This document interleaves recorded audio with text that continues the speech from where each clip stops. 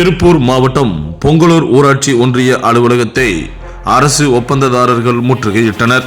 அப்போது 15வது மத்திய மானிய திட்டத்தின் கீழ் பல்வேறு நலத்திட்ட பணிகள் செய்ததற்கு 5 கோடிக்கு மேல் 15 நபர்களுக்கு மேல் உள்ள ஒப்பந்ததாரர்களுக்கு தற்போது வரை 4-5 மாதங்களை கடந்தும் நிதி தரவில்லை என்று குற்றச்சாட்டு வைத்து அதனால் இன்று முதல் வேலைநிறுத்தத்தில் ஈடுபடப் போவதாகவும் இதனால் அரசு பணிகள் கட்டுமானங்கள் 1/3/2025 முதல் நடைபெறாது, காலவரையற்ற வேலைநிறுத்தத்தில் ஈடுபட உள்ளோம் என்று பொங்கலூர் ஊராட்சி ஒப்பந்ததாரர்கள் சங்கத்தின் தலைவர் சிவாச்சலம் அறிவித்த நிலையில் இன்று முதல் அந்த போராட்டமானது தற்போது நடைபெற்று வருகிறது.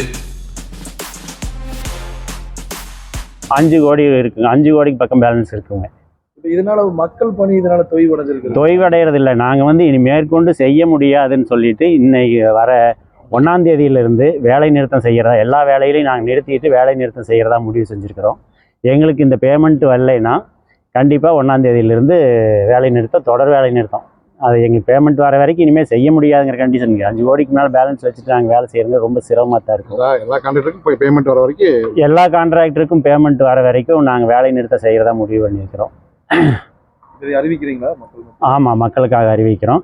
இதனால் ஏற்படக்கூடிய சிரமங்களை பொதுமக்கள் எங்களுடைய சிரமங்களையும் எதிர்பார்த்து கண்டிப்பாக எங்களுக்காக தாங்கிக்கணும்னு சொல்லிட்டு எங்களோட திட்டப்பணிகள் பாதிக்கிறது எங்களால் செய்ய முடியாத கடைசி கட்டத்தில் இன்னைக்கு வரைக்கும் இந்த நிமிஷம் வரைக்கும் நாங்கள் எங்களோட பணிகள் தொடர்ந்துட்டு தான் இருக்கிறோம்.